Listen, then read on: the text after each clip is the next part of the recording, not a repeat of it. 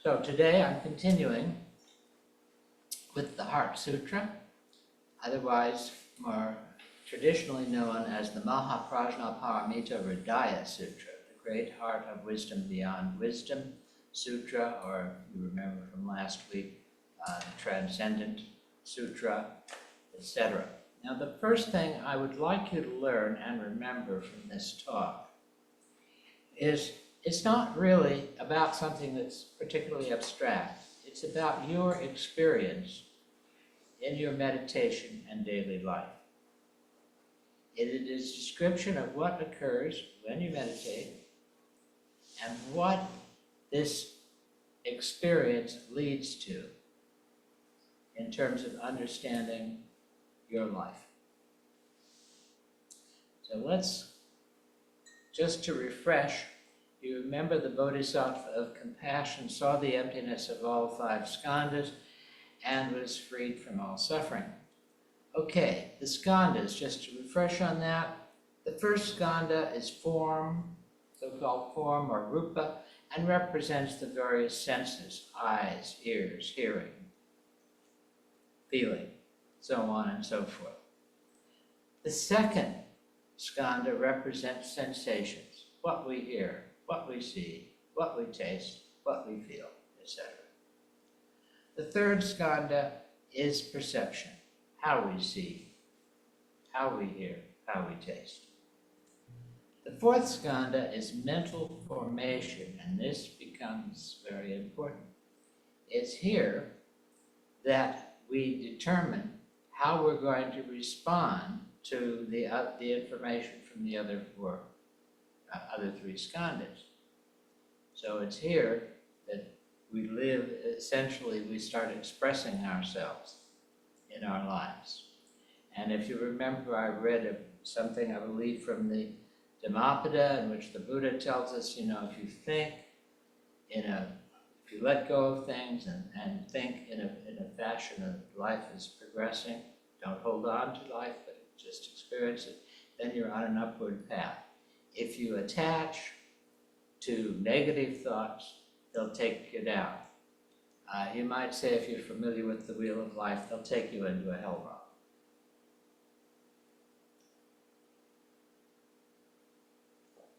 We were discussing, I think it was with you, the wheel of life, the hell realms and all that, they're not permanent things. They're things we go through every day.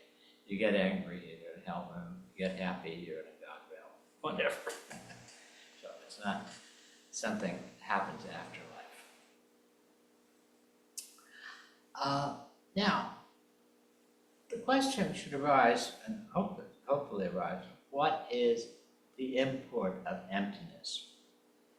Tsongkhapa, the Tibetan philosopher, in 1397, current era, had this to say about the value of emptiness in our lives. Unborn being, that's emptiness, has let go of the extremes of being and not being. This letting go is both the center and central path. Emptiness is the track upon which the centered person moves. Okay, the extremes of being and not being, perhaps it helps to mention something about that. Beingness, and as he's using it here, means permanence. It means something is absolutely, this is a cup and will always be a cup. You are what you are and will always be the same as that. That's the idea that things have inherent intrinsic nature.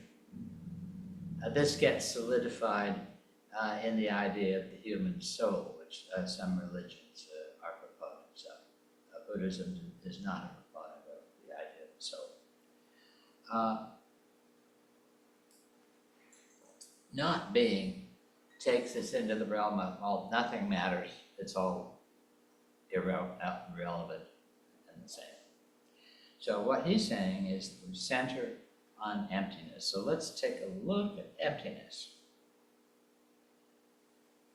Things, if we really are serious about them, have no beginning and no end. Let's take a tulip bulb, for example. You look at a tulip bulb, and, okay, it's a bulb. And then you put it in the ground, and if conditions are favorable, it's a sprout now. Well, there wasn't initially a sprout there, but the sprout isn't other than the tulip bulb, is it? Then the sprout grows up in the ground, and you have a lovely tulip on top. Now, you didn't originally start with a tulip. You started with a bulb. So we can see the kind of beginning and development of something. Eventually the tulip will, of course, wilt and die, and more bulbs probably be produced, and so on and so forth. These things occur because they're ever-changing what we call contingencies. What is a contingency in terms of ourselves? Well, each of us is unique, but with a unique product of our own genetic heredity, our own families, the cultures we live in, the society of that culture, our language. All those things come together and shape what we are, or what we perceive ourselves to be. But they're changing all the time. You know, I'm sitting here, I'm now a Zen teacher. But when I leave this building, I'm just an old guy driving down the highway. My whole identity changes, and this is true of each of you.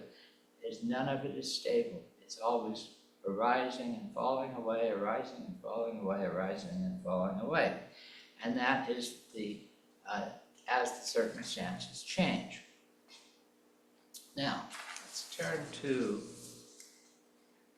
the third paragraph of the Heart Sutra. Oh, Shariputra, all dharmas are marked with emptiness. Dharmas in this thing means everything. Dharmas are, cup is a dharma as it's being used here. The table is a dharma. I'm a dharma. Everything you might see is a dharma. All dharmas are marked with emptiness. They don't appear nor disappear. What does that mean? They appear and disappear due to the contingencies that they're subjected to. Let me explain something very obvious to elaborate on the word contingency. If you don't see unless there's light, and you can't see unless there's something for that light to be reflected off of. So the contingencies for sight are light, something reflecting that the light can reflect off of, an eye that can see, and a brain that can interpret it. Everything has that quality. Everything arises and falls away due to the elements that are being present. It's important to remember that those elements don't disappear, but they combine and recombine and appear and disappear, just like light or sound or touch or anything else. They simply appear and disappear, depending upon what's going on. They're not tainted nor pure, and they don't increase or decrease. The fourth paragraph says, no ignorance, and also no extinction of it until no old age and death, and also no extinction of it. No suffering, no ordination, no stopping, no path, no cognition, also no attainment with nothing to obtain. Now this is a very interesting passage because it kind of negates a lot of Buddhism, doesn't it? No path? What? Nothing to attain? I thought I was going to get enlightened by doing all this. My legs ache, I go into all kind of misery, don't I get something? So what are we talking about here? Well, we're talking about this passage actually describes the 12 lengths of dependent origination, also known as the nidanas, the 12 nidanas that are on the outside of the wheel of life. If you have try and get a hold of a copy. It's a visual tanka. Take a look at the Wheel of Life. I think it's underrated in the West as a teaching device.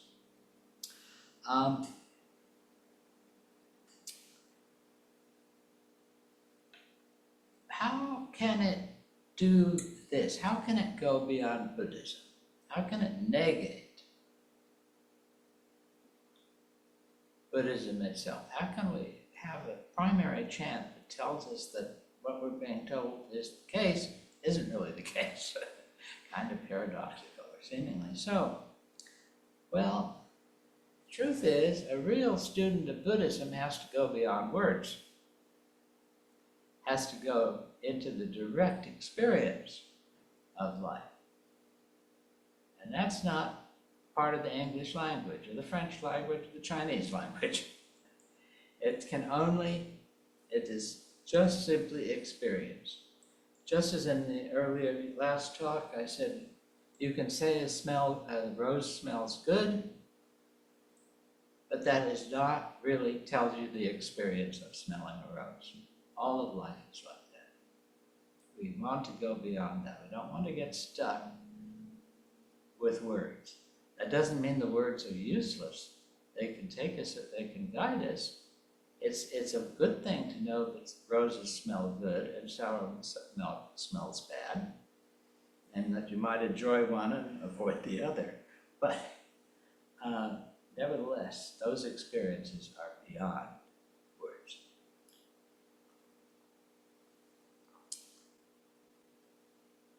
When you meditate as a Buddhist, as we've just been doing, you're experiencing and observing the self.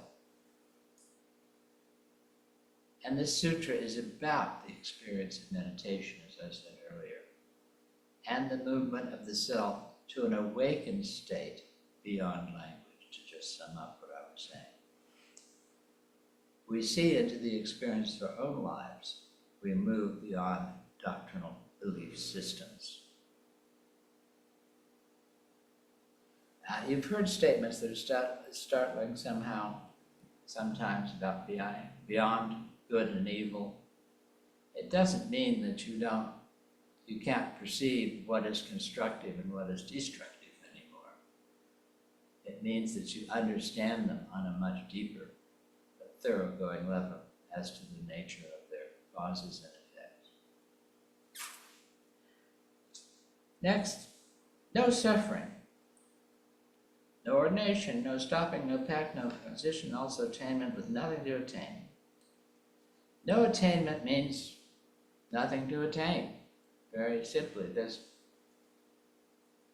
nothing to go for. We're already here. And what we want to do is be here. That's not an attainment. We're already here. But the question is, how do we get fully here?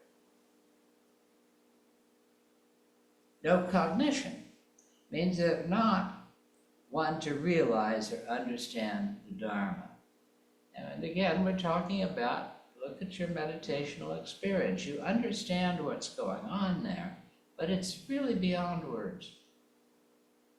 Really beyond words.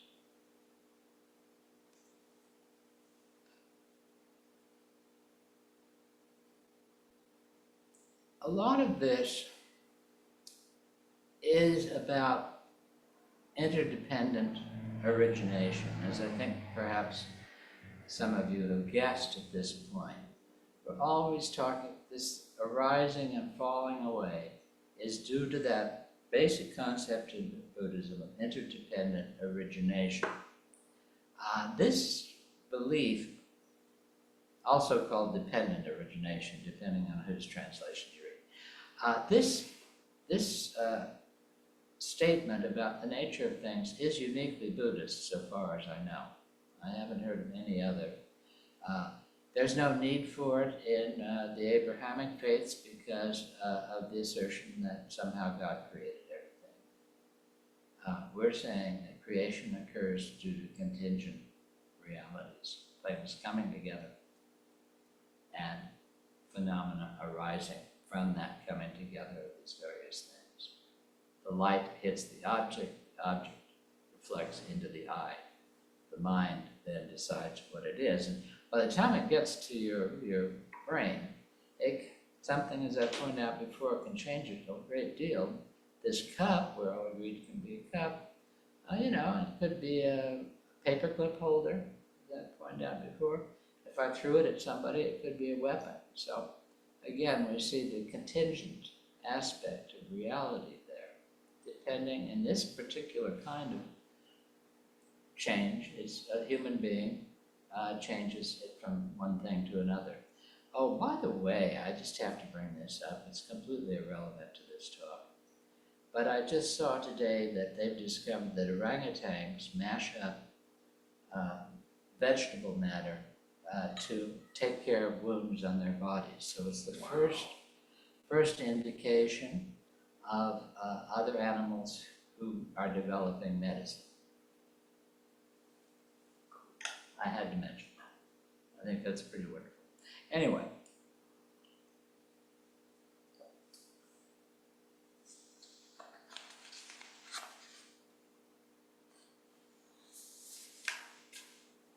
Okay, the next section of this says, a bodhisattva depends on prajna. And what's prajna? Prajna is intuitive wisdom or direct apprehension of events. Okay? Prajna. You touch a pot that's too hot, you don't have to think about it, do you? Your hand jerks back automatically. The whole body mind comes into action, and to make it a little silly, says, too hot, out of here. So that's intuitive, spontaneous action. And the mind is no hindrance. Okay, what does that mean? It means that the thought processes don't get in the way. Our attachments to various feelings, our attachments to objects, our attachments to people, all of them, our attachments to intellect, all the myriad attachments that come to the fore in our lives when we're engaged in direct apprehension, that is intuitive wisdom, those things are no longer important. I have to say at this point something that something is not often pointed out. Even though we reach an awakened state, and I'm talking about the absence of attachments and delusions and so on, we are still working in a world where attachments, speaking of ourselves, in a world where attachments and delusions exist.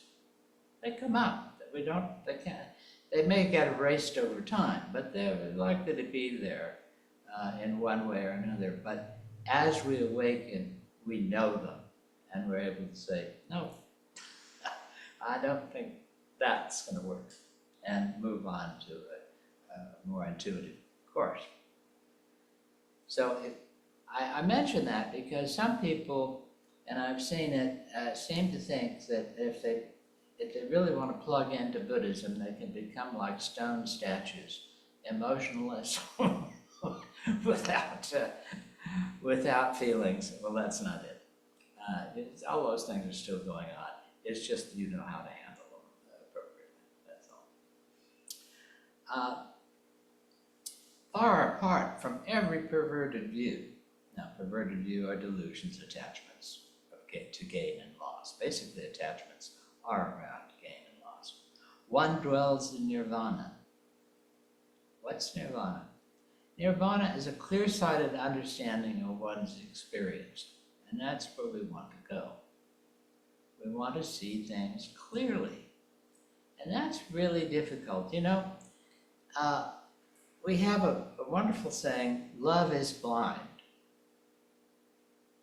Now, we have that saying because people fall in love and they fail to see the other person clearly. Sometimes that can be pretty much a disaster for somebody. So we have that saying, love is blind. That's attachment on an extreme degree. But we all might say rage is blind.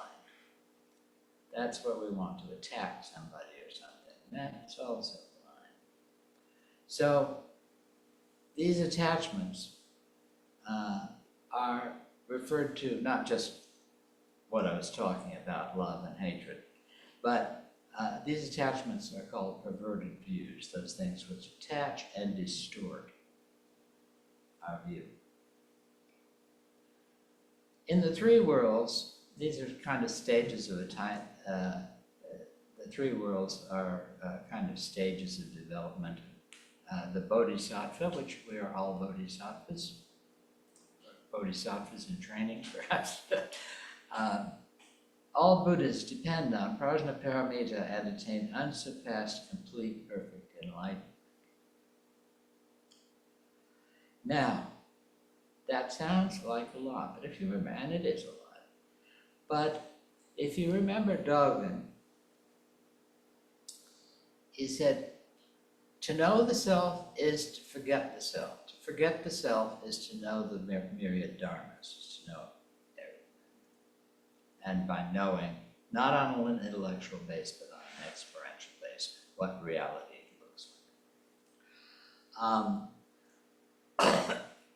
And then he said, meditation itself is awakening, is enlightenment. So, when we meditate, we're actually entering into this enlightened state. Now, we're still plagued, if you're like me. Your mind goes here, your mind goes there, you get tired, it hurts. All those things go on. It's hardly, it's not always an easy state. Occasionally, yes, you do get into wonderfully clear-minded understandings, and that's where we want to be.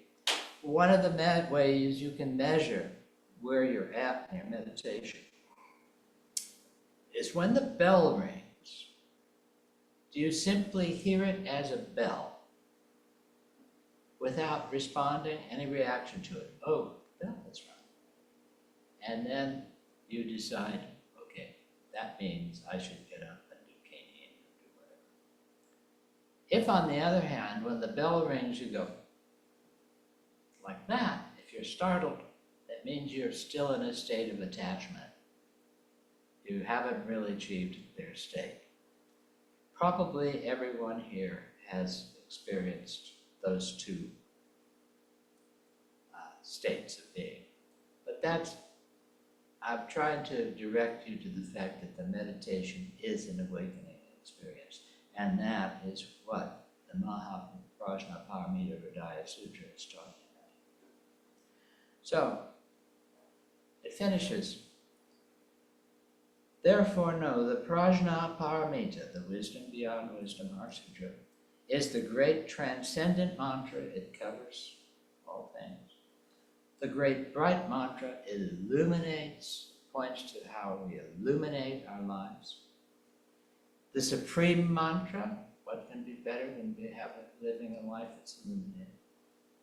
Which is able to relieve all suffering. We're no longer getting attached to unpleasantness and things that bring us harm.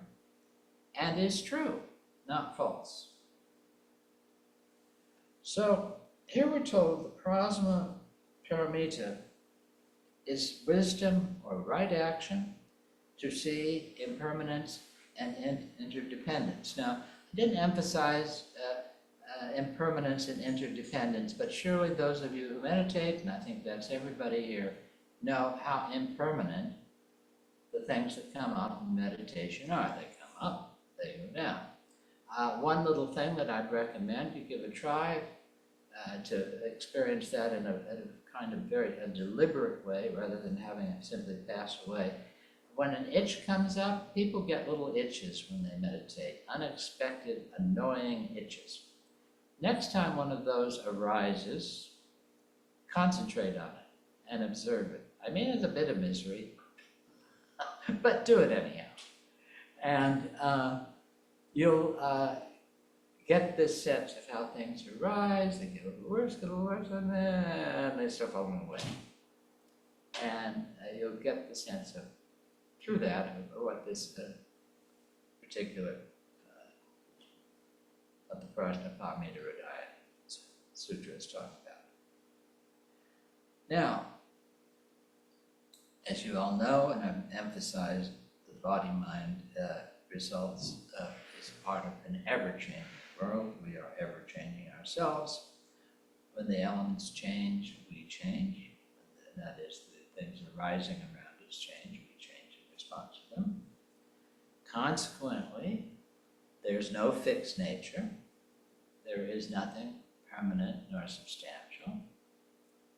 Rather, everything is going through, we're changing creatures in a changing world. We're part of that changing world, actually. We are changing along with changing. We are changing. How's that? We are changing. That's what we are.